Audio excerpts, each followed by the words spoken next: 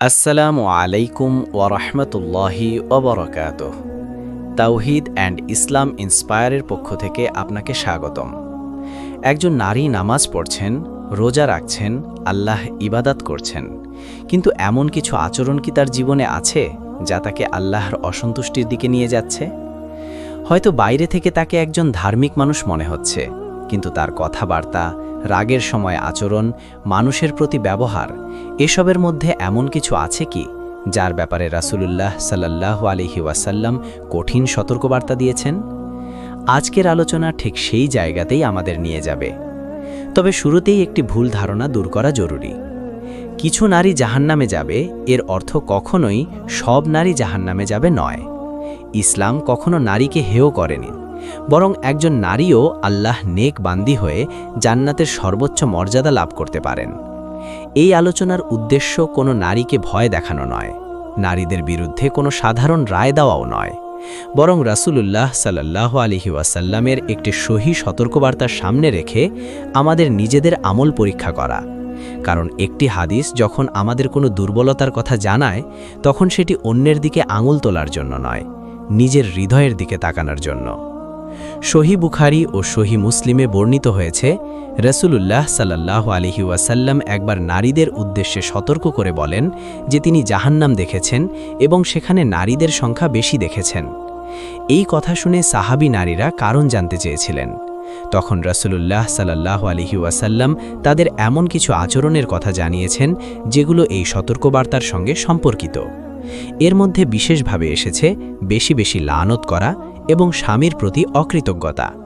কিন্তু এই কথাগুলো শুনে তাড়াহুড়ো করে সিদ্ধান্ত নেওয়া যাবে না, কারণ হাদিসের প্রতিটি শব্দের মধ্যে একটি গভীর নৈতিক শিক্ষা রয়েছে।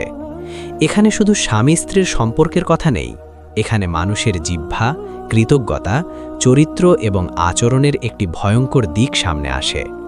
একজন মানুষ হয়তো অনেক ইবাদাত করছেন, কিন্তু একই সঙ্গে যদি এমন কিছু অভ্যাস লালন করেন যা আল্লাহ অপছন্দ করেন, তাহলে তাকে নিজের জীবন নিয়ে সতর্ক হতে হবে। আর এই সতর্কবার্তার সবচেয়ে গুরুত্বপূর্ণ দিক হল, এটি অন্য নারীকে বিচার করার জন্য নয়। আপনি যদি নারী হন, তাহলে নিজেকে প্রশ্ন করুন, আমি কি আমার কথার ব্যাপারে সতর্ক? আমি কি রাগের সময় সীমা অতিক্রম করি? আমি কি মানুষের ভালো কাজ মনে রাখি, নাকি একটি কষ্টের কারণে সব কিছু অস্বীকার করে দিই? আর আপনি যদি পুরুষ হন, তাহলেও এই আলোচনা আপনার জন্য অপ্রাসঙ্গিক নয়, কারণ গালি, লানত, অকৃতজ্ঞতা, মানুষের ভালো কাজ অস্বীকার করা, এসব চরিত্রগত সমস্যা শুধু নারীর জন্য নয়। তাই আজকের আলোচনা শুনতে শুনতে কাউকে মনে মনে দোষী সাব্যস্ত করবেন না, বরং নিজের হৃদয়ে একটি প্রশ্ন রাখুন, রাসূলুল্লাহ সাল্লাল্লাহু আলাইহি ওয়াসাল্লামের এই সতর্কবার্তার মধ্যে আমার জন্য কি শিক্ষা রয়েছে? কারণ অন্যের আমলের বিচার করা সহজ, কিন্তু নিজের জিহ্বা, নিজের রাগ এবং নিজের চরিত্রের হিসাব নেওয়াই আসল পরীক্ষা। আর এই সতর্কবার্তার প্রথম যে বিষয়টি আমাদের গভীরভাবে বুঝতে হবে, সেটি হলো লানত করা কেন এত ভয়ঙ্কর। একজন মুসলিমের জিহ্বা কখন তার নিজের জন্য বিপদের কারণ হয়ে দাঁড়ায়? একজন মুসলিমের জিহ্বা তখনই বিপদের কারণ হয়ে দাঁড়ায় যখন সে এমন কথা বলতে শুরু করে যার ব্যাপারে আল্লাহ সন্তুষ্ট নন। মানুষের শরীরের একটি ছোট্ট অঙ্গ জিহ্বা, কিন্তু এই ছোট্ট অঙ্গ দিয়েই মানুষ এমন নেক আমল করতে পারে যা তার মর্যাদা বাড়িয়ে দেয়। আবার এই জিহ্বা দিয়েই এমন গুনাহ করতে পারে যা তার জন্য ভয়ঙ্কর পরিণতি ডেকে আনতে পারে। একটি ভালো কথা কারো ভেঙে যাওয়া মনকে শক্তি দিতে পারে, আবার একটি অপমানজনক কথা একজন মানুষের হৃদয়ে গভীর ক্ষত তৈরি করতে পারে। তাই একজন মুমিনের জন্য কথা বলা শুধু অভ্যাস নয়, এটি দায়িত্ব। রাসূলুল্লাহ সাল্লাল্লাহু আলাইহি ওয়াসাল্লাম বলেছেন, যে ব্যক্তি আল্লাহ ও শেষ দিনের প্রতি ঈমান রাখে, সে যেন ভালো কথা বলে অথবা নীরব থাকে। সহি বুখারী ও সহি মুসলিম। এই শিক্ষা আমাদের একটি গুরুত্বপূর্ণ সীমারেখা শেখায়। আমার প্রতিটি কথা বলা জরুরি নয়, আমার রাগের প্রতিটি উত্তর দেওয়া জরুরি নয়, কাউকে কষ্ট দেওয়ার মতো কথা আমার মনে এসেছে বলেই সেটি মুখ দিয়ে বের করে দিতে হবে এমন কোনো নিয়ম নেই। বরং একজন মুমিন কথা বলার আগে নিজেকে থামাতে শেখেন, কারণ তিনি জানেন মুখ থেকে বের হয়ে যাওয়া কথা আর ফিরিয়ে নেওয়া যায় না। প্রিয় দর্শক, এখন আসি লানত করার বিষয়ে। লানত অর্থ হল কারো ওপর আল্লাহ রহমত থেকে বঞ্চিত হওয়ার প্রার্থনা করা। এটি সাধারণ রাগের কথা নয়। এ কারণে রাসূলুল্লাহ সাল্লাল্লাহু আলাইহি ওয়াসাল্লাম নারীদের সতর্ক করার সময় বেশি বেশি লানত করাকে বিশেষভাবে উল্লেখ করেছেন। অর্থাৎ রাগ হলেই কাউকে অভিশাপ দেওয়া, প্রতিদিনের কথাবার্তায় মানুষকে লানত করা অথবা সামান্য বিষয়েও কারো অকল্যাণ কামনা করা, এগুলোকে একজন মুসলিমের স্বাভাবিক ভাষা বানিয়ে ফেলা ভয়ঙ্কর। কারণ একজন মুসলিমের জিহ্বা মানুষের অকল্যাণ কামনা করার জন্য নয়, তার জিহ্বা আল্লাহর জিকিরের জন্য, দোয়ার জন্য, সত্য বলার জন্য, ভালো কথা বলার জন্য, মানুষকে শান্ত করার জন্য। প্রিয় দর্শক, কখনো কখনো মানুষ রাগের সময় বলে ফেলে, আল্লাহ তোমার সর্বনাশ করুন। তারপর কিছুক্ষণ পর হয়তো রাগ কমে গেলে সে হয়তো বুঝতে পারে কথাটি বলা উচিত হয়নি। কিন্তু তখন প্রশ্ন হলো, রাগের মুহূর্তে আমি কেন নিজের জিহ্বাকে থামাতে পারলাম না?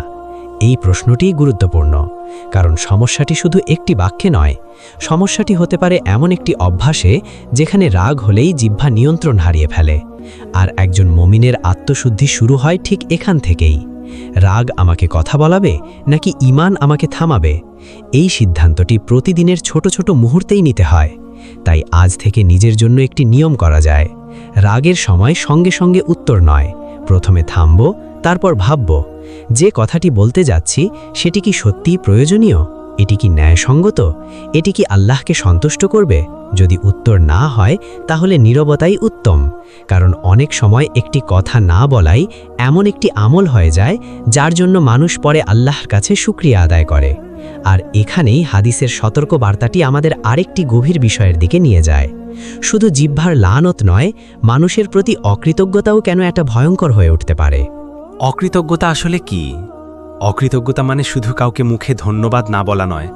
কখনো কখনো অকৃতজ্ঞতা এমন একটি মানসিকতা যেখানে একজন মানুষ দীর্ঘদিন ধরে পাওয়া ভালোবাসা, সহযোগিতা ও উপকারকে ভুলে যায়, আর একটি কষ্ট বা একটি ভুলকে সামনে এনে আগের সব ভালো কাজকে অস্বীকার করে দেয়। রাসূলুল্লাহ সাল্লাল্লাহু আলাইহি ওয়াসাল্লাম যখন নারীদের সতর্ক করেছিলেন, তখন স্বামীর প্রতি এই ধরনের অকৃতজ্ঞতার বিষয়টি বিশেষভাবে উল্লেখ করেছিলেন। একজন সাহাবী নারী যদি দীর্ঘদিন তার স্বামীর কাছ থেকে ভালো ব্যবহার, সহযোগিতা ও দায়িত্বশীলতা পান, কিন্তু কোনো একটি ঘটনায় অসন্তুষ্ট হয়ে বলে বসেন, আমি তোমার কাছ থেকে কখনো কোনো ভালো কিছু পাইনি, তাহলে এখানে সমস্যাটি শুধু রাগের একটি বাক্যে সীমাবদ্ধ থাকে না। এখানে একজন মানুষের দীর্ঘদিনের ভালো কাজকে অস্বীকার করার মানসিকতা প্রকাশ পায়। এটাই ভয়ঙ্কর, কারণ মানুষ সাধারণত কষ্টের ঘটনা মনে রাখে, কিন্তু ভালো কাজকে অনেক সময় স্বাভাবিক বলে ধরে নেয়। স্বামী প্রতিদিন পরিবারের জন্য পরিশ্রম করছেন, সেটি যেন তার দায়িত্ব, তাই আলাদা করে মনে রাখার প্রয়োজন নেই। কিন্তু একদিন কোনো প্রয়োজন পূরণ হলো না, সেটি হয়ে গেল বড় অভিযোগ। একটি ভুল যেন আগের সব ভালো কাজকে মুছে দিল। প্রিয় দর্শক, এখানে আমাদের খুব সতর্ক থাকতে হবে, কারণ কৃতজ্ঞতা মানে এই নয় যে স্বামী যা করবেন সব কিছু মেনে নিতে হবে। ইসলাম একজন নারীকে অন্যায় মেনে নেওয়ার নির্দেশ দেয়নি।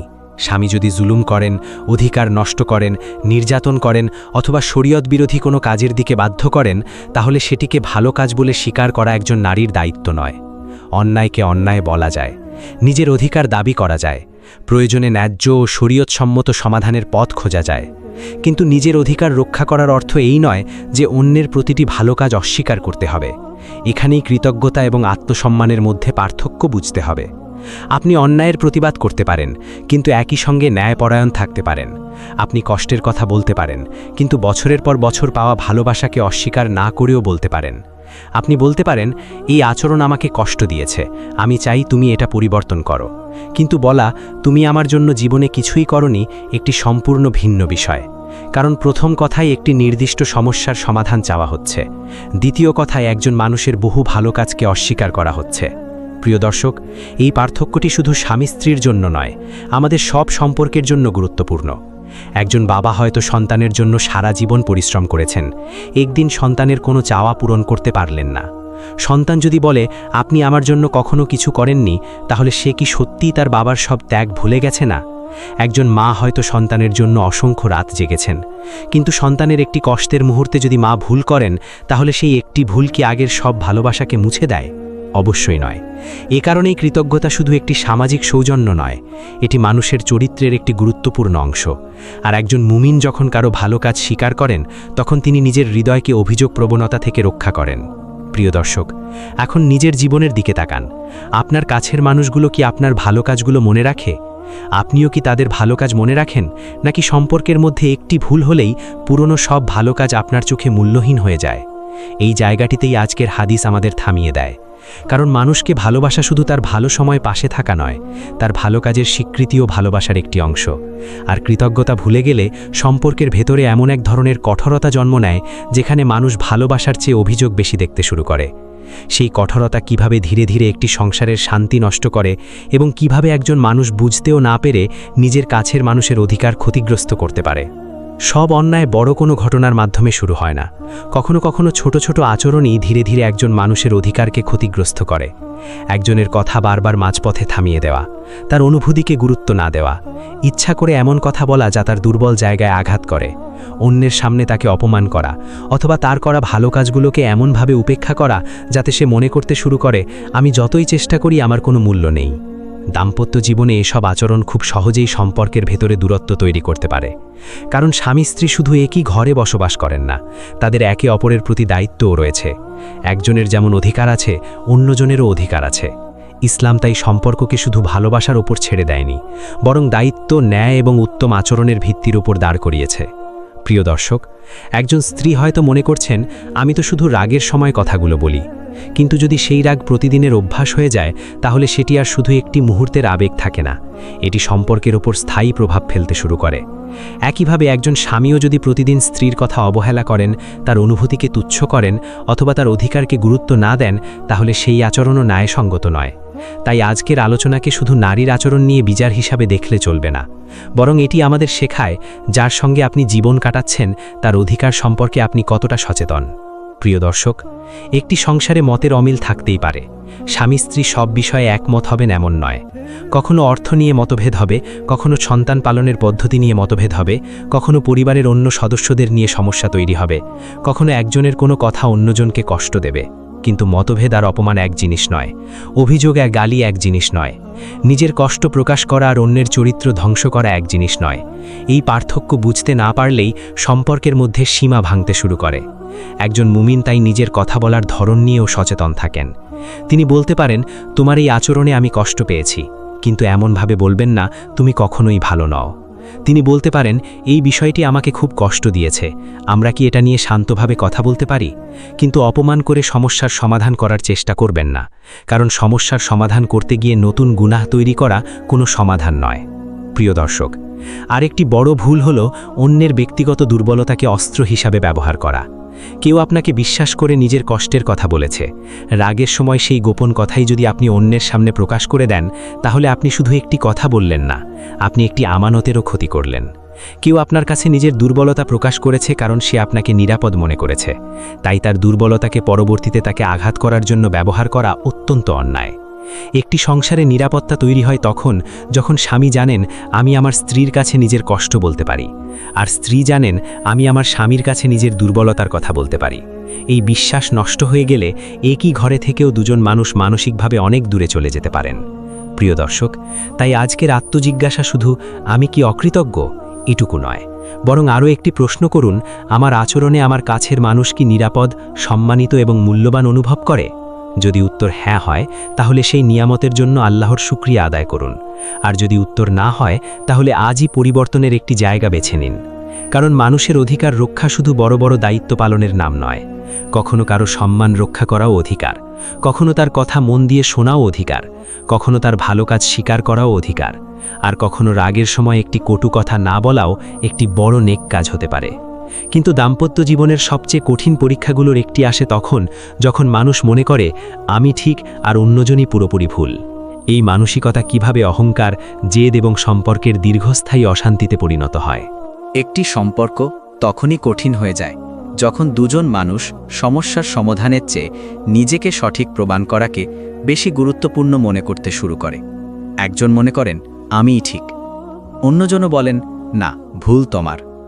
তারপর শুরু হয় কে আগে কথা বলবে, কে আগে ক্ষমা চাইবে, কে নিজের অবস্থান থেকে একটুও নড়বে না, এই প্রতিযোগিতা। সমস্যাটি তখন আর যে বিষয় নিয়ে শুরু হয়েছিল সেটি থাকে না, সমস্যা হয়ে দাঁড়ায় অহংকার। প্রিয় দর্শক, অহংকার সবসময় বড় বড় কথার মাধ্যমে প্রকাশ পায় না, কখনো নীরবতাও অহংকারের রূপ নিতে পারে। কেউ ইচ্ছা করে দিনের পর দিন কথা বলেন না, কেউ ক্ষমা চাওয়ার প্রয়োজন অনুভব করেন না, কেউ জানেন তিনি ভুল করেছেন, তবুও মনে করেন আমি কেন আগে যাব। এই আমি কেন অনেক সম্পর্কের মধ্যে দেয়াল তৈরি করে। অথচ একজন মুমিনের কাছে নিজের ভুল স্বীকার করা সম্মান হারানো নয়, বরং সত্য মেনে নেওয়াই চরিত্রের শক্তি। প্রিয় দর্শক, ধরুন একটি দাম্পত্য কলহ হয়েছে, দুজনেরই কিছু ভুল ছিল, কিন্তু একজন নিজের ভুলের অংশটি স্বীকার করতে প্রস্তুত নন। তিনি শুধু অন্যজনের ভুলের তালিকা তৈরি করতে থাকলেন। গত বছরের কথা, গত মাসের কথা, আজকের কথা সব একসঙ্গে তুলে এনে প্রমাণ করতে লাগলেন দোষ সবসময় তোমার। এভাবে একটি ছোট সমস্যা ধীরে ধীরে বহু বছরের অভিযোগের ফাইলে পরিণত হয়। তারপর বর্তমানের কোনো কথাও আর বর্তমান থাকে না। প্রতিটি নতুন ঝগড়ার সঙ্গে পুরনো ক্ষত আবার খুলে যায়। এটি সম্পর্কের জন্য অত্যন্ত ক্ষতিকর, কারণ ক্ষমা না করলে মানুষ একই ঘটনার সঙ্গে বারবার বসবাস করতে থাকে। প্রিয় দর্শক, এখানে আমাদের একটি গুরুত্বপূর্ণ বিষয় বুঝতে হবে। ক্ষমা মানে অন্যায়কে সঠিক বলে মেনে নেওয়া নয়। কেউ যদি অন্যায় করে তার সংশোধন প্রয়োজন, অধিকার নষ্ট হলে তার প্রতিকার প্রয়োজন, নির্যাতন হলে নিরাপদ ও ন্যায়সঙ্গত সমাধান প্রয়োজন। কিন্তু প্রতিটি ভুলকে বছরের পর বছর ধরে প্রতিশোধের অস্ত্র বানিয়ে রাখা কোনো সুস্থ সম্পর্কের পথ নয়। আল্লাহ তাআলা ক্ষমাশীলতা ও উত্তম আচরণকে পছন্দ করেন। পবিত্র কুরআনের সূরা আল ইমরান আয়াত 134-এ আল্লাহ তাআলা মুত্তাকিদের গুণ বর্ণনা করতে গিয়ে বলেন, যারা রাগ সংবরণ করে এবং মানুষকে ক্ষমা করে, আর আল্লাহ সৎকর্মশীলদের ভালোবাসেন। এই আয়াত আমাদের রাগের সময় একটি অন্যরকম শক্তির শিক্ষা দেয়। শক্তি মানে অন্যকে চুপ করিয়ে দেওয়া নয়, শক্তি মানে নিজের রাগকে নিয়ন্ত্রণ করতে পারা, প্রতিশোধ নেওয়ার সুযোগ থাকা সত্ত্বেও সীমা অতিক্রম না করা, আর ক্ষমা করার সুযোগ থাকলে আল্লাহর সন্তুষ্টির জন্য ক্ষমা করতে পারা। প্রিয় দর্শক, তবে ক্ষমা এবং আত্মসমর্পণকে এক করে ফেলবেন না। একজন নারী যদি নির্যাতনের শিকার হন, তাকে শুধু সব সহ্য করে ক্ষমা করে দাও যথেষ্ট নয়। তার নিরাপত্তা, অধিকার এবং ন্যায় বিচারও গুরুত্বপূর্ণ। একই কথা পুরুষের ক্ষেত্রেও প্রযোজ্য। ইসলাম কাউকে অন্যায়ের শিকার হওয়ার জন্য উৎসাহিত করে না, কিন্তু ন্যায্য অধিকার চাওয়ার মধ্যেও শালীনতা, সত্যবাদিতা এবং সীমাবোধ থাকা প্রয়োজন। প্রিয় দর্শক, আরেকটি ভয়ঙ্কর বিষয় হল জেদ। কখনো মানুষ বুঝতে পারেন যে সে ভুল করেছে, তবুও শুধু নিজের কথা ঠিক প্রমাণ করার জন্য ভুল অবস্থান ধরে রাখে, কারণ সে ভাবছে এখন পিছিয়ে গেলে আমি ছোট হয়ে যাব। কিন্তু সত্যের কাছে ফিরে আসা ছোট হওয়া নয়, বরং ভুল বুঝেও ভুলের ওপর অটল থাকা, নিজের নফসকে বড় করে তোলা। একজন মুমিনের সৌন্দর্য হল সে সত্য বুঝলে নিজের অবস্থান পরিবর্তন করতে পারেন। তিনি বলতে পারেন, আমি ভুল করেছি, আমাকে ক্ষমা করো। এই কয়েকটি শব্দ কখনো একটি ভেঙে যাওয়া সম্পর্ককে আবার কথা বলার সুযোগ দেয়। প্রিয় দর্শক, তাই আজ নিজের কাছে প্রশ্ন করুন, আমি কি সমস্যার সমাধান চাই নাকি শুধু জিততে চাই? আমি কি সত্যিই ন্যায় চাই নাকি নিজের কথাকে সঠিক প্রমাণ করতে চাই? আমি কি ভুল হলে ক্ষমা চাইতে পারি? আমি কি অন্যের ভুল ক্ষমা করার মতো হৃদয় তৈরি করতে পারছি? কারণ যে মানুষ নিজের নফসকে সবসময় জয়ী করতে চায়, সে হয়তো তর্কে জিতে যায়, কিন্তু ধীরে ধীরে সম্পর্ক হারাতে পারে। আর একটি সম্পর্কের ভেতরে অহংকার ও জেদ যখন জায়গা করে নেয়, তখন মানুষের আরেকটি অভ্যাস প্রকাশ পেতে শুরু করে। কেন মানুষের ভালো কাজ আমাদের চোখে ছোট হয়ে যায়? মানুষের একটি স্বাভাবিক দুর্বলতা হলো যে ভালো জিনিসটি নিয়মিত পায়, একসময় সেটিকে আর বিশেষ কিছু মনে হয় না। প্রথম দিকে যে যত্ন আপনাকে আনন্দ দিত, কিছুদিন পর সেটিই আপনার কাছে স্বাভাবিক হয়ে যায়। যে মানুষ প্রতিদিন আপনার জন্য চেষ্টা করে, তার সেই চেষ্টাগুলো ধীরে ধীরে চোখের আড়ালে চলে যায়। কিন্তু সে একদিন ভুল করলেই সেই ভুলটি খুব স্পষ্ট হয়ে ওঠে। এভাবেই কৃতজ্ঞতার জায়গায় অভিযোগ জন্ম নিতে পারে। প্রিয় দর্শক, ধরুন একজন স্বামী বছরের পর বছর পরিবারের প্রয়োজন পূরণের চেষ্টা করছেন। হয়তো সবসময় তার সামর্থ্য অনুযায়ী সবকিছু দিতে পারেননি, কিন্তু তিনি চেষ্টা করেছেন। কখনো নিজের প্রয়োজন পিছিয়ে দিয়েছেন, কখনো পরিবারের জন্য সময় দিয়েছেন, কখনো কঠিন পরিস্থিতিতেও দায়িত্ব পালন করেছেন। এসব যদি ধীরে ধীরে অদৃশ্য হয়ে যায় আর শুধু একটি অপূর্ণতা সামনে এসে দাঁড়ায়, তাহলে সম্পর্কের মধ্যে অন্যায় একটি মানসিকতা তৈরি হয়। কারণ একজন মানুষকে শুধু তার ব্যর্থতা দিয়ে বিচার করা ন্যায়সঙ্গত নয়। একইভাবে একজন স্ত্রীও ঘরের অসংখ্য দায়িত্ব পালন করতে পারেন, নিজের আরাম ত্যাগ করতে পারেন, পরিবারের জন্য অনেক কিছু করতে পারেন। তার একটি ভুলের কারণে যদি তার সব ত্যাগ অস্বীকার করা হয় তাহলেও সেটি ন্যায়সঙ্গত নয়। তাই কৃতজ্ঞতা মানে শুধু স্বামীর ভালো কাজ মনে রাখা নয়, এটি উভয়ের ক্ষেত্রেই প্রযোজ্য। প্রিয় দর্শক, কৃতজ্ঞতার একটি সুন্দর দিক হল এটি মানুষকে নিয়ামত দেখতে শেখায়। যে মানুষ শুধু কি নেই তা গুনতে থাকে সে কখনোই নিজের কাছে থাকা নিয়ামতগুলোর পূর্ণ মূল্য বুঝতে পারে না। কিন্তু যে মানুষ প্রতিদিন নিজের কাছে থাকা ভালো বিষয়গুলো চিনতে শেখে, তার অভিযোগ কমে, তার হৃদয় নরম হয়, তার সম্পর্কের ভাষাও বদলে যেতে শুরু করে। পবিত্র কুরআনের সূরা ইব্রাহিম আয়াত 7-এ আল্লাহ তাআলা বলেন, যদি তোমরা কৃতজ্ঞতা প্রকাশ করো তবে আমি অবশ্যই তোমাদের আরও বৃদ্ধি করে দেব। এই আয়াত আমাদের শুধু আল্লাহর নিয়ামতের জন্য শুকরিয়া শেখায় না, এটি আমাদের কৃতজ্ঞ হৃদয় গড়ে তুলতেও উৎসাহিত করে। প্রিয় দর্শক, তাহলে কৃতজ্ঞতার অভ্যেস কিভাবে তৈরি করবেন? একটি সহজ কাজ দিয়ে শুরু করতে পারেন। প্রতিদিন রাতে ঘুমানোর আগে 3টি বিষয় মনে করুন যেগুলোর জন্য আপনি আল্লাহর কাছে শুকরিয়া আদায় করতে পারেন। তারপর নিজের জীবনের কাছের মানুষগুলোর কথাও ভাবুন। আজ কে আপনার জন্য ভালো কিছু করেছে? কে আপনার কোনো কাজ সহজ করেছে? কে আপনার কথা শুনেছে? কে আপনার কষ্টের সময় পাশে দাঁড়িয়েছে? এই বিষয়গুলো মনে রাখুন, কারণ কৃতজ্ঞতা মুখে আসার আগে হৃদয়ে জন্ম নেয়, আর হৃদয়ে কৃতজ্ঞতা জন্মালে তার প্রভাব কথাবার্তাতেও দেখা যায়। প্রিয় দর্শক, আর যদি কোনো মানুষের প্রতি আপনার অভিযোগ থাকে তাহলে অভিযোগটিকে একটি নির্দিষ্ট বিষয়ের মধ্যে রাখুন।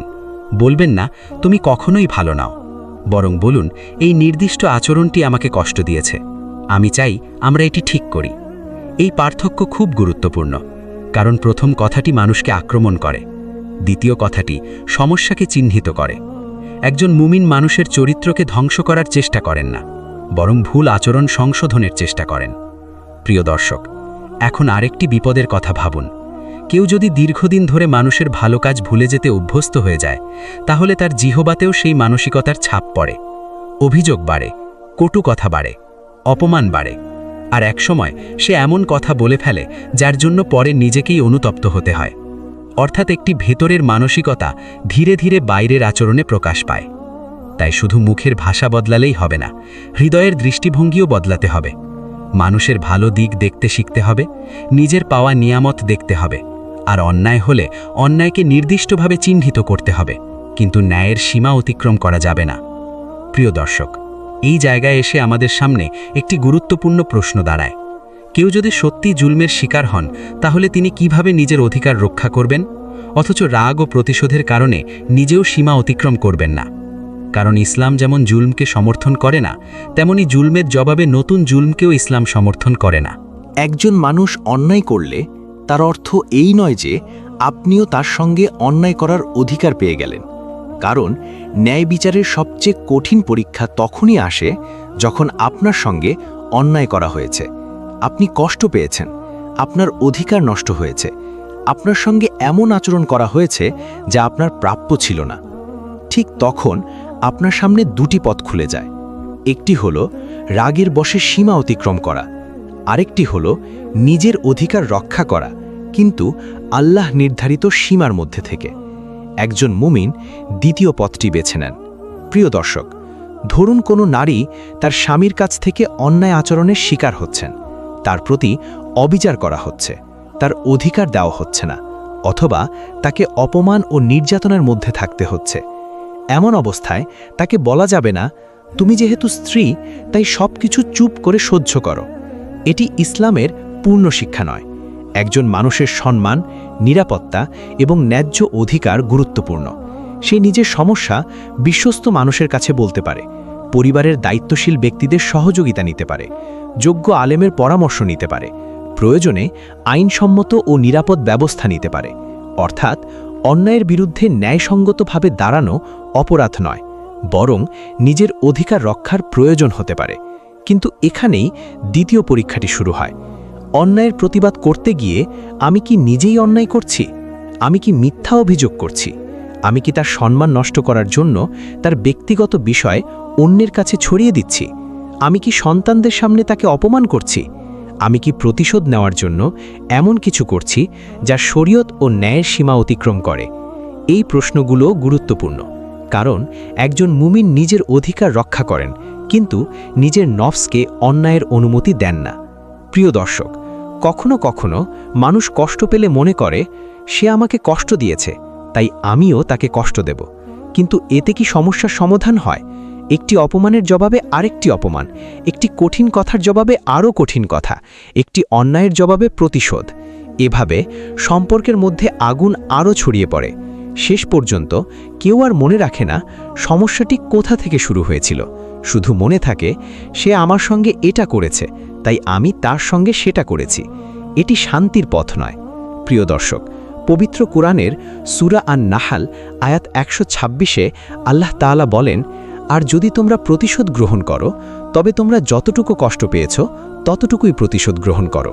আর যদি তোমরা ধৈর্য ধারণ করো তবে তা ধৈর্যশীলদের জন্য উত্তম। এই আয়াত আমাদের একটি গুরুত্বপূর্ণ সীমা শেখায়। প্রতিশোধের ক্ষেত্রেও সীমা আছে। অন্যায়ের কারণে আপনি নিজের জন্য ন্যায় চাইতে পারেন, কিন্তু প্রতিশোধের নামে সীমা অতিক্রম করতে পারেন না। আর ক্ষমা করার সামর্থ্য থাকলে ক্ষমা আরও উত্তম হতে পারে। তবে ক্ষমা মানেই অন্যায়কে স্বাভাবিক করে দেওয়া নয়। কখনো ক্ষমা করা সম্ভব, আবার কখনো নিরাপত্তা ও অধিকার রক্ষার জন্য দূরত্ব তৈরি করাও প্রয়োজন হতে পারে। মূল বিষয় হল আপনার সিদ্ধান্ত যেন ন্যায় ভিত্তিক হয়, শুধু রাগ ভিত্তিক না হয়।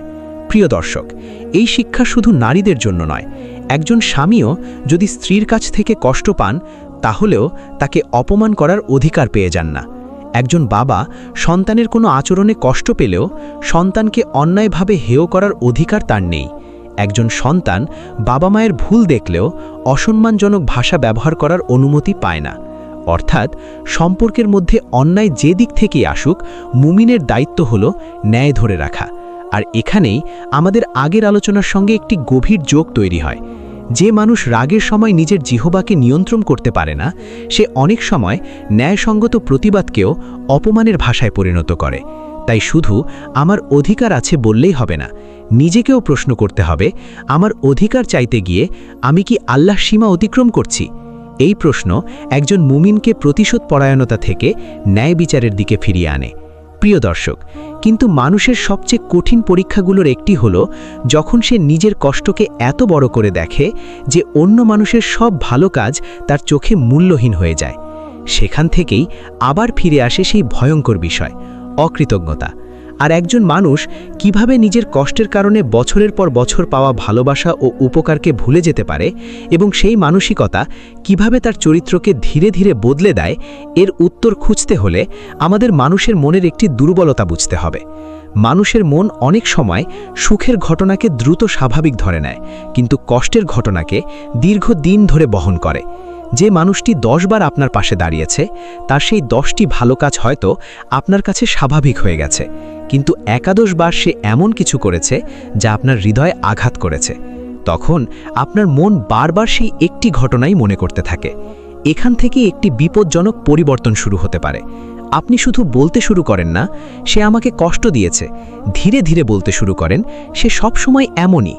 তারপর আরও এক ধাপ এগিয়ে, সে কখনোই আমার জন্য ভালো কিছু করেনি।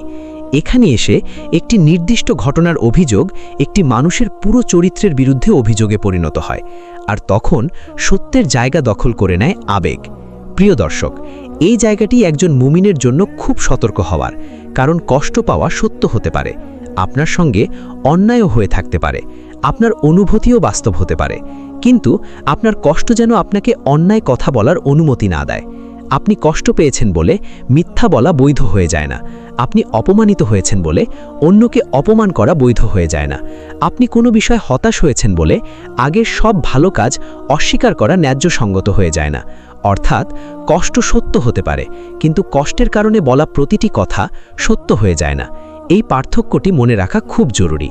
প্রিয় দর্শক, একজন মানুষ যখন বারবার তার কাছের মানুষের ভালো কাজ অস্বীকার করতে থাকে, তখন তার নিজের ভেতরেও একটি পরিবর্তন আসে। সে ধীরে ধীরে অভিযোগ করতে অভ্যস্ত হয়ে যায়। যে বিষয়গুলো একসময় তার কাছে নিয়ামত ছিল, সেগুলো তার চোখে অধিকার হয়ে যায়। আর যে জিনিসটি সে পায় না, সেটিই তার কাছে সবচেয়ে গুরুত্বপূর্ণ হয়ে ওঠে। ফলে তার হৃদয় সন্তুষ্টি কমে যায়, অভিযোগ বাড়ে, তুলনা বাড়ে, অসন্তোষ বাড়ে। আর এই অবস্থায় মানুষ কখনো কখনো নিজের পাওয়ার নিয়ামতও দেখতে পায় না। পবিত্র কুরআনের সূরা ইব্রাহিম আয়াত 7-এ আল্লাহ তাআলা বলেন, যদি তোমরা কৃতজ্ঞতা প্রকাশ করো তবে আমি অবশ্যই তোমাদের আরও বৃদ্ধি করে দেব। কৃতজ্ঞতার বিপরীত মানসিকতাই শুধু একটি সম্পর্কের সমস্যা নয়, এটি মানুষের নিজের হৃদয়েরও সমস্যা। কারণ যে হৃদয় সবসময় শুধু কি কম আছে তা দেখে, সে কি আছে তার মূল্য বুঝতে পারে না। প্রিয় দর্শক, তবে এখানে একটি ভারসাম্য খুব জরুরি। কেউ আপনার সঙ্গে অন্যায় করলে আপনাকে কৃতজ্ঞতার নামে সেই অন্যায় অস্বীকার করতে হবে না। কেউ আপনার উপর জুলুম করলে আপনি বলতে পারেন এটি অন্যায়, কিন্তু একই সঙ্গে সত্য এটাও হতে পারে যে সেই মানুষটি জীবনের অন্য কোনো সময় আপনার জন্য ভালো কিছু করেছে। দুটি সত্য একসাথে থাকতে পারে। একজন মানুষ আপনার সঙ্গে একটি বিষয়ে অন্যায় করেছে, আবার অন্য কোনো বিষয়ে আপনার উপকারও করেছে। তাই ন্যায়পরায়ণ মানুষ শুধু কালো অথবা সাদা হিসেবে মানুষকে বিচার করেন না, তিনি ভালোকে ভালো বলেন, অন্যায়কে অন্যায় বলেন। এই ভারসাম্যই চরিত্রের সৌন্দর্য। প্রিয় দর্শক, এখন নিজের জীবনের দিকে তাকান। আপনি কি কখনো এমন করেছেন কেউ আপনার জন্য অনেক কিছু করেছে, কিন্তু একটি ভুলের কারণে আপনি মনে মনে তার সব ভালো কাজ মুছে দিয়েছেন? কখনো কি রাগের সময় বলেছেন, তুমি আমার জন্য কখনো কিছু করনি? যদি বলে থাকেন, তাহলে নিজেকে ঘৃণা করার প্রয়োজন নেই, বরং সত্যিটি স্বীকার করুন। বলুন, হে আল্লাহ, আমি অন্যায় করেছি, আমি মানুষের ভালো কাজ অস্বীকার করেছি, আমাকে ক্ষমা করুন এবং আমার হৃদয়কে ন্যায় ও কৃতজ্ঞতায় পূর্ণ করুন। তারপর যার প্রতি অন্যায় করেছেন, সম্ভব হলে তার কাছেও নিজের ভুল স্বীকার করুন। কারণ আত্মশুদ্ধির প্রথম ধাপ হল নিজের ভুলকে নিজের কাছেই সত্য বলে মেনে নেওয়া। প্রিয় দর্শক, আরেকটি বিষয় মনে রাখবেন, কৃতজ্ঞতা মানে অন্যের সব ভুলকে উপেক্ষা করা নয়। কৃতজ্ঞতা মানে সত্যকে ন্যায়সঙ্গতভাবে দেখা, যে ভালো করেছে তার ভালো স্বীকার করা, যে ভুল করেছে তার ভুলকে প্রয়োজন অনুযায়ী সংশোধন করা, আর নিজের কষ্টকে এমন জায়গায় না নিয়ে যাওয়া যেখানে আপনি ন্যায় অন্যায়ের সীমাই ভুলে যান। এই ভারসাম্য একজন মুমিনের চরিত্রকে রক্ষা করে। কিন্তু এখানেই আরেকটি কঠিন পরীক্ষা সামনে আসে। মানুষ যখন নিজের ভুল বুঝতে পারে, তখন অনেক সময় তার নফস তাকে ক্ষমা চাইতে বাধা দেয়। মনে হয়, আমি কেন আগে ক্ষমা চাইব, আমি তো একাদোষী নই। এই একটি বাক্য অনেক সময় মানুষকে নিজের ভুল স্বীকার করা থেকে দূরে রাখে। কারণ মানুষ যখন কোনো ঝগড়ায় নিজের অংশের ভুল দেখতে পায়, তখন তার নফস সঙ্গে সঙ্গে অন্যজনের ভুলগুলো সামনে নিয়ে আসে। সে বলতে থাকে, হ্যাঁ আমি কথাটি বলেছি, কিন্তু আগে তো সে আমাকে কষ্ট দিয়েছে। আমি ভুল করেছি, কিন্তু সেও তো কম করেনি। আমি ক্ষমা চাইব কেন, তারও তো ভুল আছে। এই যুক্তিগুলো হয়তো কোনো ঘটনার পুরো ইতিহাসের অংশ হতে পারে, কিন্তু একটি গুরুত্বপূর্ণ বিষয় এখানে হারিয়ে যায়। অন্যজনের ভুল আমার ভুলকে সঠিক করে দেয় না। কেউ আমাকে কষ্ট দিয়েছে, তাই আমি তাকে কষ্ট দিলাম, এটি ন্যায়বিচার নয়। কেউ ভুল করেছে, তাই আমিও ভুল করলাম, এটিও নিজের গুনাহের অজুহাত হতে পারে না। একজন মুমিন নিজের আমলের হিসাব অন্যের আমল দিয়ে মাপেন না। তিনি নিজেকে প্রশ্ন করেন, আমি যা করেছি সেটি কি আল্লাহর কাছে সঠিক ছিল? যদি উত্তর হয় না, তাহলে প্রথম দায়িত্ব হল নিজের ভুল থেকে ফিরে আসা। প্রিয় দর্শক, এখানেই তাওবার সৌন্দর্য। তাওবা মানে শুধু চোখের পানি নয়, তাওবা মানে নিজের ভুলকে চিনতে পারা, ভুলের জন্য অন্তর থেকে অনুতপ্ত হওয়া, গুনাহ ছেড়ে দেওয়া এবং ভবিষ্যতে সেই ভুলে ফিরে না যাওয়ার দৃঢ় সংকল্প করা। আর যদি সেই ভুলের সঙ্গে কোনো মানুষের অধিকার জড়িত থাকে, তাহলে বিষয়টি আরও গুরুত্বপূর্ণ হয়ে যায়। আপনি যদি কাউকে অপমান করে থাকেন, ক্ষমা চাওয়ার প্রয়োজন হতে পারে। কারো সম্পদ বা অধিকার নষ্ট করে থাকলে তা ফিরিয়ে দেওয়ার চেষ্টা করতে হবে। কাউকে মিথ্যা অপবাদ দিয়ে থাকলে ক্ষতিপূরণের যথাসাধ্য চেষ্টা করতে হবে। কারণ আল্লাহর কাছে ক্ষমা চাওয়ার পাশাপাশি মানুষের হকও গুরুত্ব বহন করে। প্রিয় দর্শক, অনেক মানুষ তাওবা করতে চান, কিন্তু একটি জিনিস তাকে আটকে রাখে, অহংকার। সে জানে তার কথা ভুল ছিল, সে জানে তার আচরণ অন্যায় ছিল, তবুও মুখ দিয়ে বলতে পারে না আমি ভুল করেছি। কারণ তার মনে হয় এই কথাটি বললে সে ছোট হয়ে যাবে। কিন্তু সত্য হলো, ভুল স্বীকার করা মানুষকে ছোট করে না, বরং সত্য জানার পরও ভুলের ওপর দাঁড়িয়ে থাকা মানুষকে নিজের নফসের বন্দী করে ফেলে। একজন মুমিনের মর্যাদা এই নয় যে সে কখনো ভুল করবে না, তার মর্যাদা হলো ভুল বুঝতে পারলে সে সত্যের কাছে ফিরে আসবে। প্রিয় দর্শক, পবিত্র কুরআনের সূরা আল ফুরকন আয়াত ৭০-এ আল্লাহ তাআলা তাওবাকারীদের জন্য আশার কথা জানিয়েছেন। তবে যারা তাওবা করে, ঈমান আনে এবং সৎকর্ম করে, আল্লাহ তাদের গুনাহগুলোকে নেকিতে পরিবর্তন করে দেবেন। ভাবুন, একজন মানুষ তার জীবনের ভুল নিয়ে বসে আছে। তার মনে হচ্ছে আমি এত ভুল করেছি, এখন আর আমার ফিরে যাওয়ার সুযোগ নেই। কিন্তু আল্লাহ তাকে হতাশ হতে বলেন না, বরং তাওবার পথ দেখান। তাই অতীতের ভুল আপনার পরিচয় হয়ে যাবে না যদি আপনি সত্যিকার অর্থে আল্লাহর দিকে ফিরে আসেন।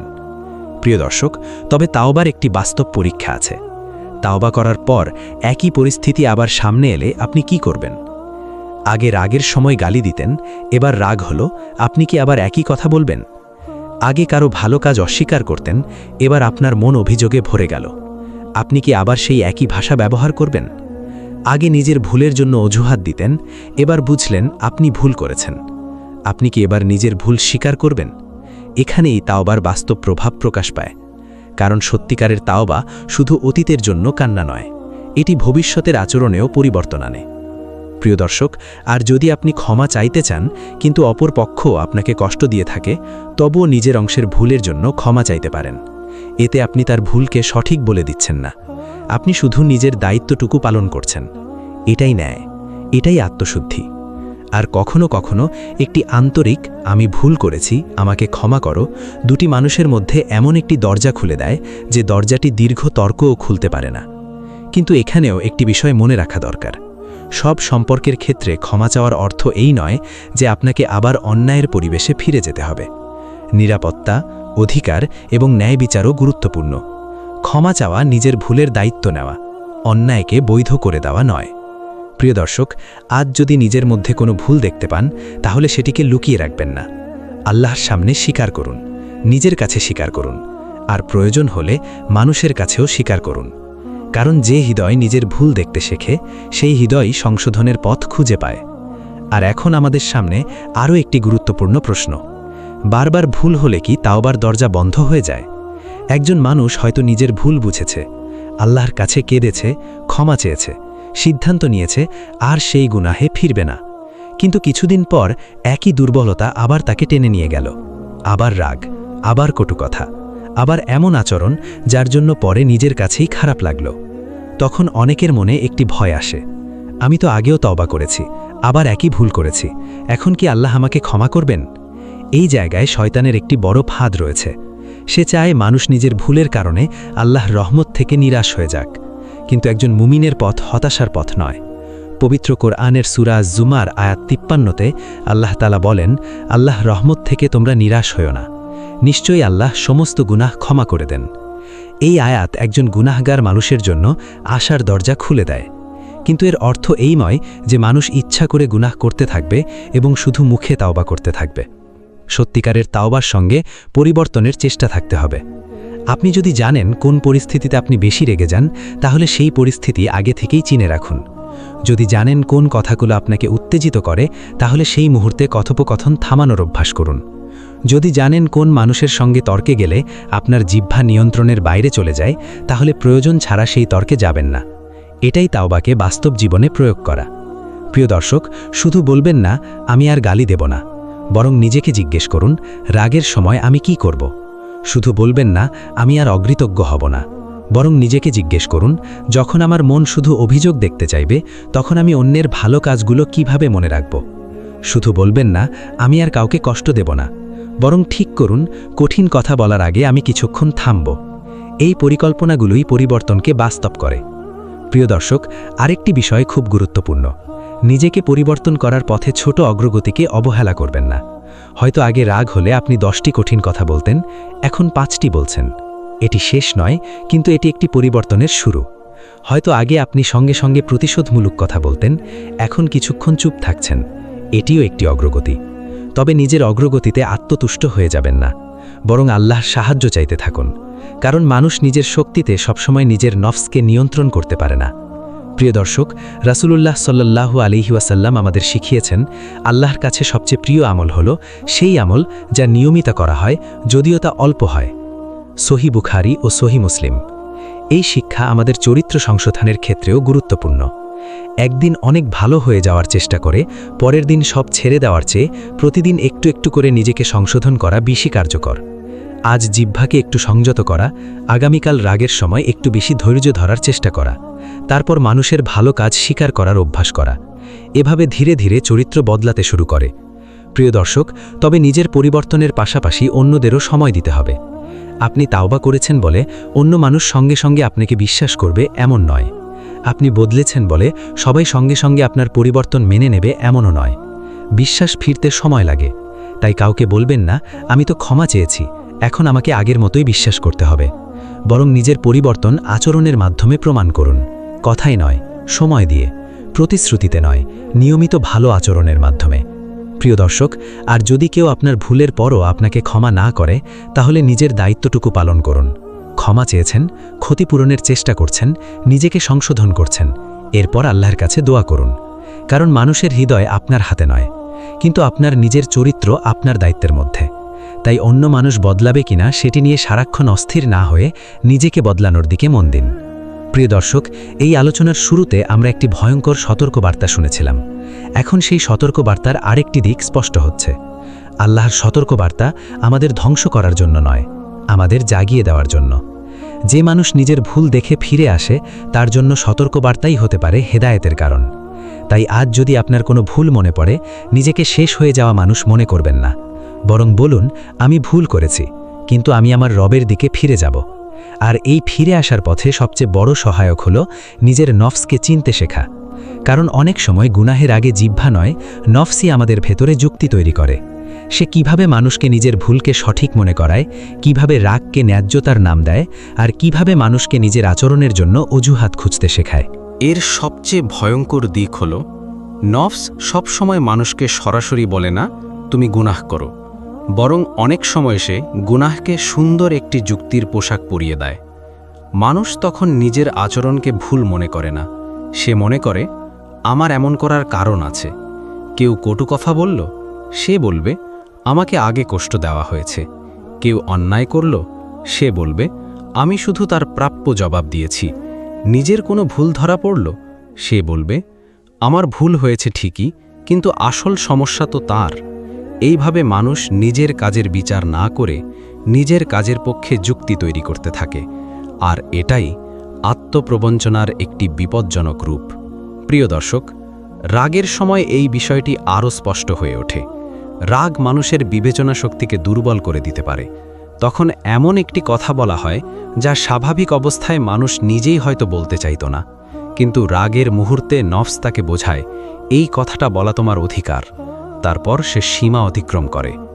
কিছুক্ষণ পর রাগ কমে গেলে বুঝতে পারে কথাটি বলা উচিত হয়নি, কিন্তু তখন ক্ষতি হয়ে গেছে।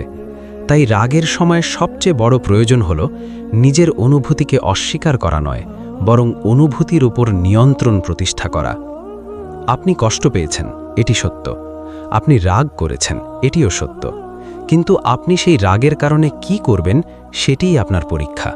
প্রিয় দর্শক, একজন মুমিন তাই নিজের জন্য একটি কঠিন প্রশ্ন রাখেন, আমি কি সত্যিই ন্যায় চাই, নাকি আমি শুধু আমার রাগকে বৈধ প্রমাণ করতে চাই?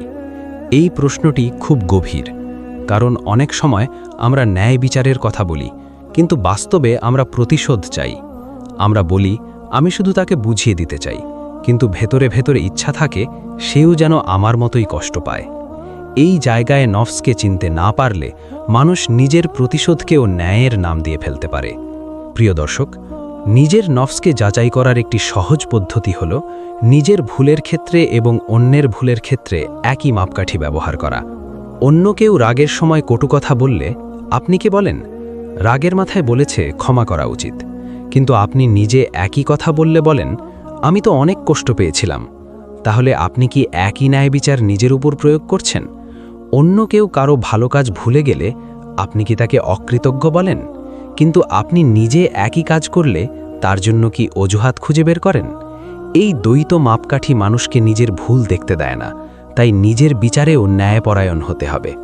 প্রিয় দর্শক, আরেকটি বিষয় হল নিজেকে সঠিক প্রমাণ করার জন্য সত্যকে নিজের সুবিধা মতো সাজানো। ধরুন, একটি ঝগড়ায় আপনি একটি কঠিন কথা বলেছেন, কিন্তু পরে পুরো ঘটনাটি বলতে গিয়ে শুধু অন্যজন কি বলেছে সেটাই বললেন, নিজের অংশটি বাদ দিলেন। কারণ নিজের অংশটি বললে আপনি হয়তো নিজেকেই ভুল মনে করবেন। এইভাবেই মানুষ নিজের কাছে নিজের গল্পের নায়ক হয়ে যায়। কিন্তু আল্লাহর কাছে কোনো ঘটনা অসম্পূর্ণভাবে উপস্থাপন করা যায় না। তিনি আমাদের অন্তরের অবস্থাও জানেন। তাই আত্মশুদ্ধির জন্য আমাদের নিজের কাছেই সম্পূর্ণ সত্য বলতে হবে। হ্যাঁ, সে আমাকে কষ্ট দিয়েছে, কিন্তু আমিও তাকে কষ্ট দিয়েছি। হ্যাঁ, তার ভুল ছিল, কিন্তু আমার কথাটিও ঠিক ছিল না। এই স্বীকারোক্তিই মানুষকে ন্যায়ের দিকে ফিরিয়ে আনে। প্রিয় দর্শক, নিজের নফসকে নিয়ন্ত্রণ করার আরেকটি উপায় হল কথা বলার আগে নিজের উদ্দেশ্য যাচাই করা। আমি কি সমস্যার সমাধান করতে চাই, নাকি শুধু নিজের লাগ প্রকাশ করতে চাই? আমি কি সত্য বোঝাতে চাই, নাকি অন্যজনকে ছোট করতে চাই? আমি কি সংশোধন করতে চাই, নাকি তাকে শাস্তি দিতে চাই? উদ্দেশ্য বদলে গেলে একই কথার ধরনও বদলে যায়। একজন মানুষ সংশোধনের জন্য কথা বললে তার ভাষায় সংযম থাকে, আর প্রতিশোধের জন্য কথা বললে ভাষায় আঘাত চলে আসে। প্রিয় দর্শক, এই কারণেই একজন মুমিন শুধু নিজের মুখের কথার হিসেব করেন না, তিনি নিজের উদ্দেশ্যেরও হিসেব নেন। কারণ কখনো কখনো বাহ্যিকভাবে একটি কথা সত্য হলেও তার পেছনে থাকে অপমান করার ইচ্ছা। আর আত্মশুদ্ধির পথে আমাদের সেই ভেতরের জায়গাটিও পরিষ্কার করতে হবে। আজ তাই নিজেকে একটি প্রশ্ন করুন, আমি যখন রাগ করি তখন আমার উদ্দেশ্য কি হয়? যদি উত্তর হয় আমি শুধু জিততে চাই, তাহলে থামুন। যদি উত্তর হয় আমি চাই সেও কষ্ট পাক, তাহলেও থামুন। আর যদি উত্তর হয় আমি সমস্যার সমাধান চাই কিন্তু নিজের নফসকে নিয়ন্ত্রণ করতে পারছি না, তাহলে আল্লাহর সাহায্য চান এবং নিজেকে সময় দিন। কারণ সত্যিকারের শক্তি অন্যকে পরাজিত করার মধ্যে নয়, নিজের নফসকে নিয়ন্ত্রণ করার মধ্যেই বড় শক্তি। আর যখন একজন মানুষ নিজের নফসের এই প্রবঞ্চনা চিনতে শেখে, তখন তার সামনে একটি নতুন দরজা খুলে যায়। সে শুধু নিজের ভুল বুঝতে পারে না, বরং নিজের চরিত্রকে বদলানোর জন্য বাস্তব অভ্যাসও তৈরি করতে পারে। কিভাবে রাগের মুহূর্তে নিজেকে থামানো যায়, কিভাবে জিহ্বাকে গুনাহ থেকে রক্ষা করা যায়, এবং কিভাবে প্রতিদিনের জীবনে কৃতজ্ঞতা ও সুন্দর চরিত্রকে অভ্যাসে পরিণত করা যায়, এর জন্য শুধু ভালো হবার ইচ্ছা যথেষ্ট নয়, কিছু বাস্তব অভ্যাস তৈরি করতে হবে। কারণ রাগ যখন আসে তখন চিন্তা করার সময় খুব কম থাকে, তাই শান্ত অবস্থাতেই নিজের জন্য কিছু নিয়ম ঠিক করে রাখা দরকার। প্রথম নিয়ম, রাগের সময় সঙ্গে সঙ্গে উত্তর দেবেন না। কেউ এমন কিছু বলল যাতে আপনার ভেতরটা উত্তপ্ত হয়ে গেল, আপনার মনে হলো এখনই এর জবাব দিতে হবে, ঠিক তখনই থামুন, একটু নীরব থাকুন। কারণ প্রথম প্রতিক্রিয়াটি সবসময় সবচেয়ে ভালো প্রতিক্রিয়া নয়। কিছুক্ষণ পরে যে কথাটি বলবেন সেটি হয়তো আপনার নিজের কাছেই অনেক বেশি গ্রহণযোগ্য মনে হবে। প্রিয় দর্শক, রাসূলুল্লাহ সাল্লাল্লাহু আলাইহি ওয়াসাল্লামের কাছে এক ব্যক্তি উপদেশ চাইলে তিনি বলেছিলেন, রাগ করো না। তিনি বারবার উপদেশ চাইলে রাসূলুল্লাহ একই কথা পুনরায় বলেছেন। সহিহ বুখারী। এই সংক্ষিপ্ত উপদেশের মধ্যে গভীর শিক্ষা রয়েছে। রাগ অনুভব করা মানুষের স্বাভাবিক বিষয়, কিন্তু রাগের কারণে সীমা অতিক্রম করা নিয়ন্ত্রণ করা সম্ভব। তাই লক্ষ্য শুধু রাগ একেবারে অনুভব না করা নয়, লক্ষ্য হল রাগ আমাকে কি করাবে সেই সিদ্ধান্তটি আমি নিজে নিতে শেখা। প্রিয় দর্শক, দ্বিতীয় নিয়ম, রাগের সময় স্থান পরিবর্তন করুন। আপনি যদি এমন অবস্থায় থাকেন যেখানে কথা বাড়তেই থাকবে, তাহলে কিছুক্ষণের জন্য সরে যান। কারণ অনেক ঝগড়া মূল সমস্যার কারণে দীর্ঘ হয় না, দুজন মানুষ একই মুহূর্তে উত্তেজিত থাকার কারণে দীর্ঘ হয়। একজন উত্তেজিত, অন্যজন আরও উত্তেজিত। একজন কথা বলছে, অন্যজন আরও কঠিন উত্তর দিচ্ছে। তারপর কথার সঙ্গে পুরনো অভিযোগও যোগ হতে থাকে। তাই কিছু সময়ের বিরতি অনেক বড় ক্ষতি থেকে রক্ষা করতে পারে। তৃতীয় নিয়ম, জিহবার জন্য কিছু নিষিদ্ধ বাক্য নির্ধারণ করুন। রাগের সময় কিছু শব্দ আপনার মুখ থেকে কখনো বের হবে না। গালি নয়, অভিশাপ নয়, অপমান নয়, কারো পরিবারকে টেনে আনা নয়, পুরনো গোপন বিষয় প্রকাশ নয়, আর এমন কোনো কথা নয় যা মানুষের সম্মানকে ধ্বংস করে। কারণ আপনি যদি রাগের সময় কি করবেন সেটি আগে থেকেই ঠিক করে রাখেন, তাহলে সেই মুহূর্তে সিদ্ধান্ত নেওয়া সহজ হয়। প্রিয় দর্শক, চতুর্থ নিয়ম, ভালো কাজের হিসেব রাখুন। এটি বিশেষভাবে কৃতজ্ঞতা তৈরির জন্য গুরুত্বপূর্ণ। আপনার কাছের মানুষটি আপনার জন্য কি কি ভালো কাজ করেছে সেগুলো মনে রাখুন। মাঝে মধ্যে মুখে বলুন, শুধু মনে মনে কৃতজ্ঞ থাকলেই হবে না, বলুন, তুমি এই কাজটি করেছো, আমি সেটা মনে রেখেছি। এই একটি বাক্য একজন মানুষের হৃদয়ে অনেক শান্তি দিতে পারে। কারণ মানুষ শুধু ভালোবাসা পেতে চায় না, সে চায় তার ভালোবাসা ও চেষ্টা যেন দেখা হয়। প্রিয় দর্শক, পঞ্চম নিয়ম, রাগের সময় সিদ্ধান্ত নেবেন না, বিশেষ করে সম্পর্ক ভেঙে দেওয়ার মতো বড় সিদ্ধান্ত। কারণ রাগের মুহূর্তে মানুষ এমন সিদ্ধান্ত নিতে পারে যা শান্ত হওয়ার পর নিজেই অনুতপ্ত হয়। তাই বড় সিদ্ধান্তের আগে নিজেকে সময় দিন, শান্ত হন, পরিস্থিতি বুঝুন, প্রয়োজনে বিশ্বস্ত ও বিচক্ষণ মানুষের পরামর্শ নিন। আর যদি বিষয়টি গুরুতর হয় তাহলে শরিয়াত সম্মত ন্যায়সঙ্গত সমাধানের পথ খুঁজুন। প্রিয় দর্শক, ষষ্ঠ নিয়ম, প্রতিদিন নিজের জিহবার হিসেব নিন। রাতে কয়েক মিনিট নিজের কাছে বসুন। আজ আমি কাকে কষ্ট দিয়েছি? আজ আমি কি কারো ভালো কাজ অস্বীকার করেছি? আজ কি এমন কোনো কথা বলেছি যা বলা উচিত ছিল না? আজ কি রাগের কারণে সীমা অতিক্রম করেছি? যদি করে থাকেন তাহলে পরের দিন একই পরিস্থিতির জন্য একটি নতুন সিদ্ধান্ত নিন। এইভাবে প্রতিদিন নিজের হিসেব নিতে নিতে মানুষ নিজের দুর্বল জায়গাগুলো চিনতে শেখে। প্রিয় দর্শক, সপ্তম নিয়ম, কৃতজ্ঞতাকে কথার অভ্যাস বানান। পরিবারের মানুষকে শুধু ভুলের সময় কথা বলবেন না, ভালো কাজের সময়ও কথা বলুন। স্বামী যদি দায়িত্ব পালন করেন তার প্রশংসা করুন। স্ত্রী যদি পরিবারের জন্য কষ্ট করেন তার প্রতি কৃতজ্ঞতা প্রকাশ করুন। সন্তান ভালো কিছু করলে তাকে উৎসাহ দিন। বাবা মায়ের কোনো ত্যাগ মনে পড়লে তাদের জানিয়ে দিন। এতে শুধু অন্য মানুষ খুশি হবে না, আপনার নিজের হৃদয়ও ধীরে ধীরে অভিযোগের পরিবর্তে কৃতজ্ঞতা দেখতে শিখবে। প্রিয় দর্শক, আর একটি গুরুত্বপূর্ণ অভ্যাস হল কথা বলার আগে 3টি বিষয় ভাবুন। এটি কি সত্য? এটি কি প্রয়োজনীয়? এটি কি এমনভাবে বলা যায় যাতে অকারণে কাউকে অপমান না করা হয়? এই 3টি প্রশ্নের অভ্যাস একজন মানুষের কথাবার্তাকে অনেক বদলে দিতে পারে। কারণ সব সত্য কথা সব সময় বলা জরুরি নয়। কিছু কথা সঠিক সময়ের অপেক্ষা করে, কিছু কথা নরমভাবে বলা প্রয়োজন, আর কিছু কথা না বলাই উত্তম।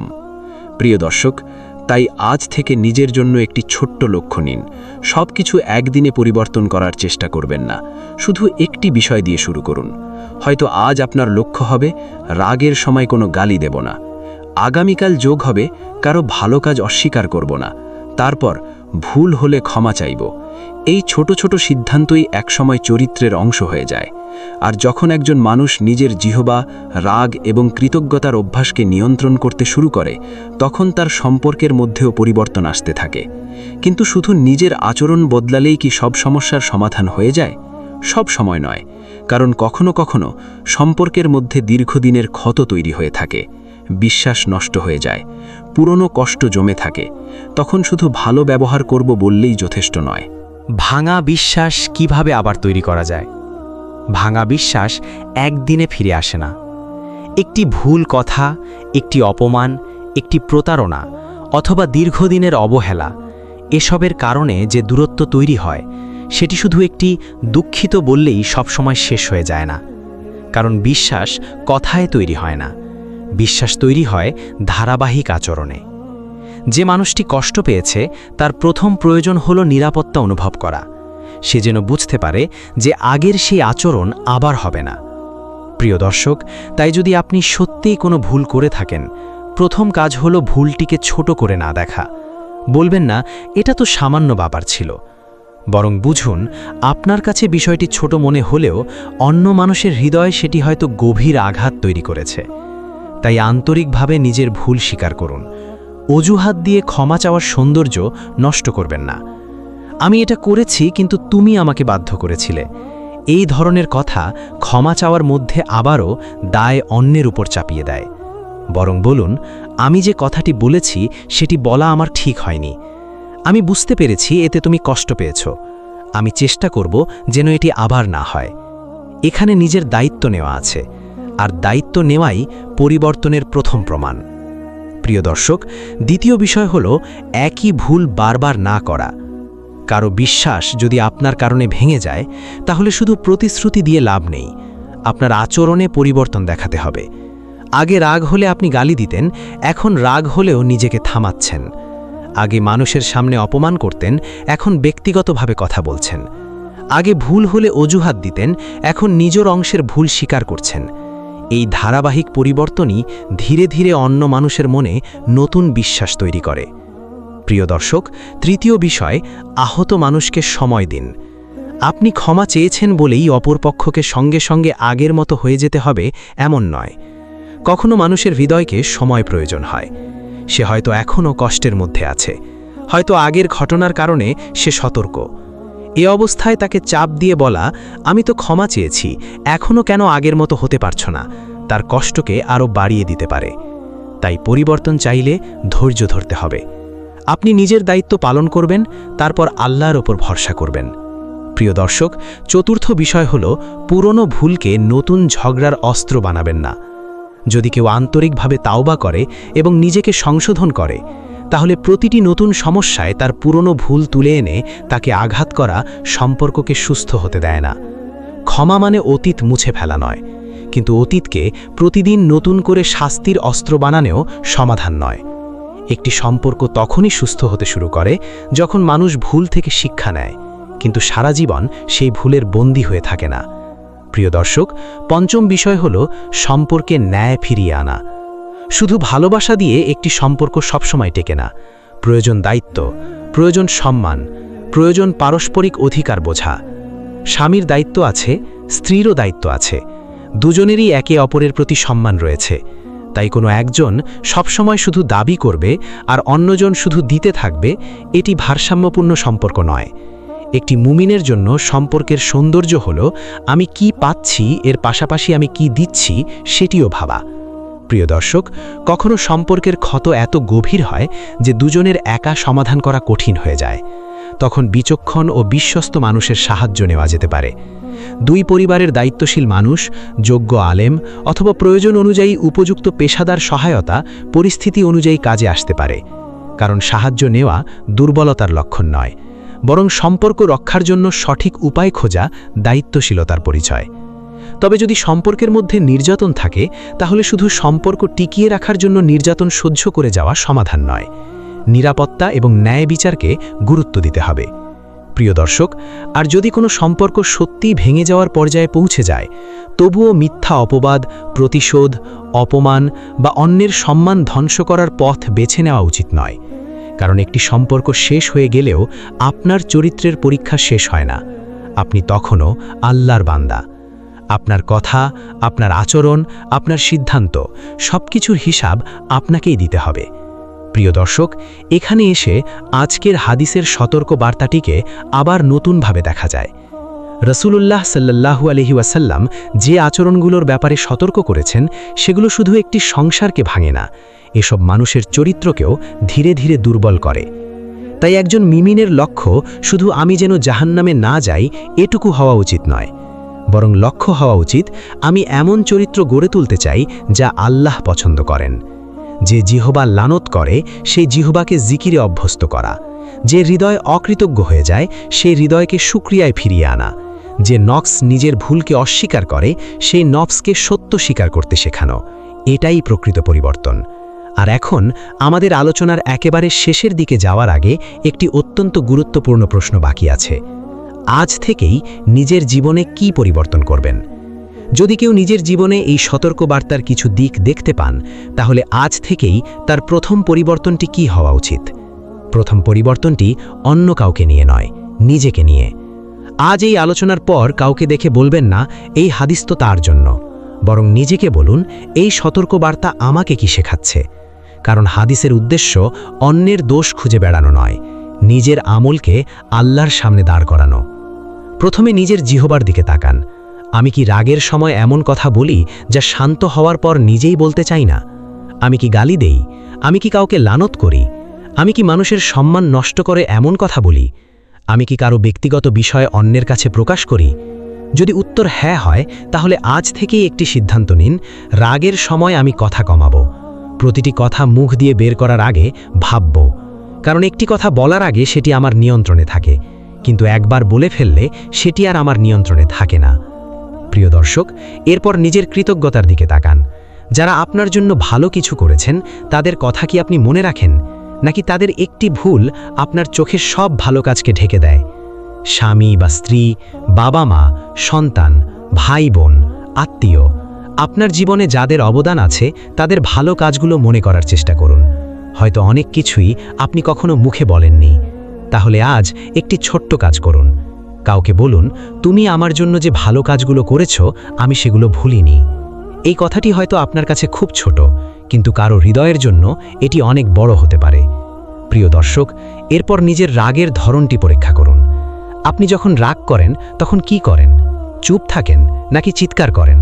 গালি দেন, পুরনো কথা তুলে আনেন, অন্যের দুর্বলতা প্রকাশ করেন, নাকি নিজেকে থামানোর চেষ্টা করেন?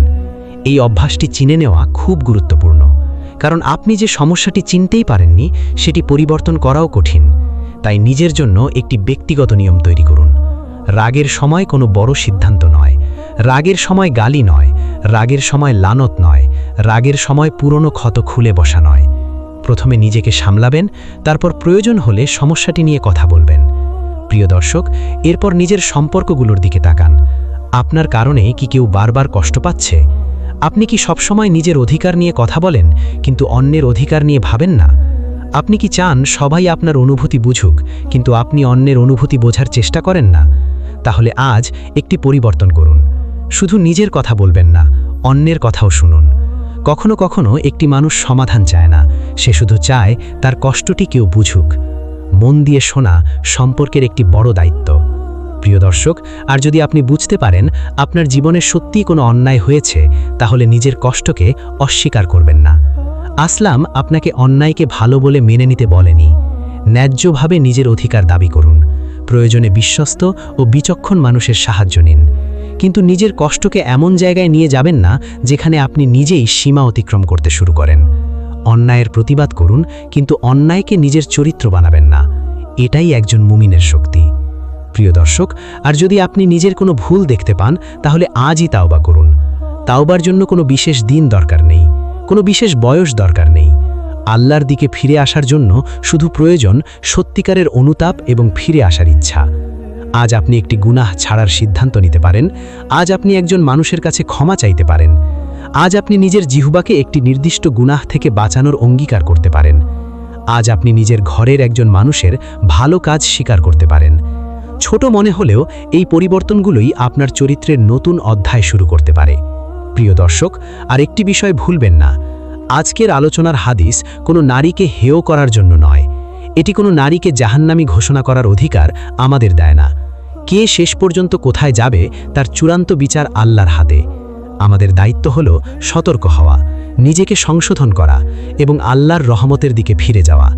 তাই এই ভিডিও শেষ করার আগে নিজেকে একটি প্রশ্ন করুন, আজ থেকে আমি কি পরিবর্তন করব? শুধু প্রশ্ন করে থেমে যাবেন না, একটি উত্তর ঠিক করুন, একটি গুনাহ ছাড়ুন, একটি ভালো অভ্যাস শুরু করুন, একটি ক্ষমা চান, একটি কৃতজ্ঞতার কথা বলুন, আর একটি সম্পর্ককে ন্যায় ও সুন্দর আচরণের মাধ্যমে নতুন করে গড়ে তোলার চেষ্টা করুন।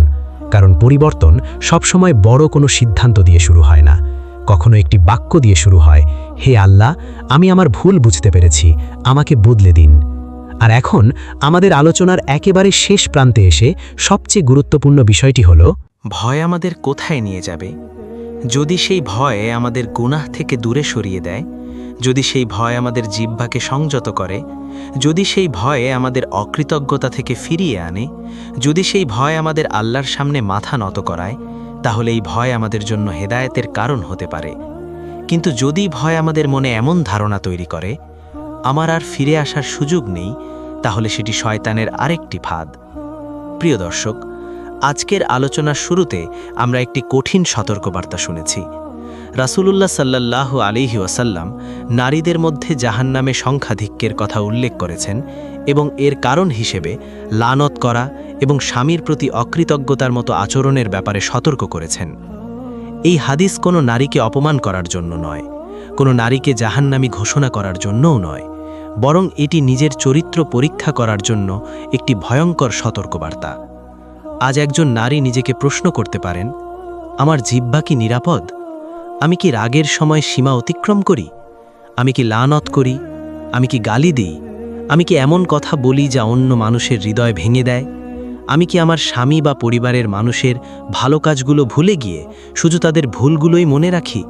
আমি কি কষ্ট পাওয়ার কারণে সব ভালো কাজ অস্বীকার করে ফেলি? আর একই সঙ্গে একজন পুরুষও নিজেকে প্রশ্ন করতে পারেন, আমি কি আমার স্ত্রীকে তার প্রাপ্য সম্মান দিই? আমি কি তার অধিকার রক্ষা করি? আমি কি তার কষ্টকে অবহেলা করি? আমি কি নিজের দায়িত্বের ব্যাপারে উদাসীন? কারণ এই আলোচনার শিক্ষা একতরফা নয়। অকৃতজ্ঞতা একটি চরিত্রগত দুর্বলতা, অপমানজনক ভাষা একটি বিপজ্জনক অভ্যাস, আর মানুষের অধিকার নষ্ট করা একটি গুরুতর বিষয়। তাই প্রত্যেক মুসলিমের নিজের অবস্থান পরীক্ষা করা প্রয়োজন। প্রিয় দর্শক, যদি আজ আপনার নিজের কোনো ভুল চোখে পড়ে, তাহলে নিজেকে শেষ হয়ে যাওয়া মানুষ ভাববেন না। আজই আল্লাহর দিকে ফিরে আসুন, আল্লাহর কাছে ক্ষমা চান, যার প্রতি অন্যায় করেছেন সম্ভব হলে তার কাছে ক্ষমা চান। কারোর অধিকার নষ্ট করে থাকলে তা ফিরিয়ে দেওয়ার চেষ্টা করুন। যে অভ্যাস আপনাকে গুনাহের দিকে নিয়ে যায় সেটি পরিবর্তনের জন্য বাস্তব পদক্ষেপ নিন। আর যদি বারবার দুর্বল হয়ে পড়েন তবুও তওবার দরজা ছেড়ে দেবেন না। পবিত্র কোরআনের সূরা আজ-জুমার আয়াত 53-তে আল্লাহ তাআলা বলেন, আল্লাহর রহমত থেকে তোমরা নিরাশ হয়ো না, নিশ্চয়ই আল্লাহ সমস্ত গুনাহ ক্ষমা করে দেন। এই আয়াতের দিকে তাকান। আপনি যত ভুলই করে থাকুন, আল্লাহর রহমত থেকে নিরাশ হওয়ার অনুমতি আপনার নেই। তবে রহমতের আশা মানে গুনাহকে হালকা মনে করা নয়, বরং রহমতের আশা মানুষকে তওবার দিকে নিয়ে যায়। ভয় তাকে সতর্ক করে, আশা তাকে ফিরে আসার শক্তি দেয়, আর তওবা তাকে পরিবর্তনের পথ নিয়ে যায়। প্রিয় দর্শক, তাই আজকের আলোচনার মূল শিক্ষা হয়তো এক বাক্যে বলা যায়, এই হাদিস অন্য নারীকে বিচার করার জন্য নয়, নিজের আমল, নিজের জিহ্বা এবং নিজের চরিত্র পরীক্ষা করার জন্য। আজ কাউকে দেখে বলবেন না, সে তো এমন, তাই সে জাহান্নামে যাবে।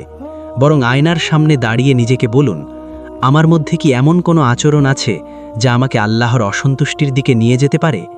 এই প্রশ্নই আপনাকে বদলে দিতে পারে।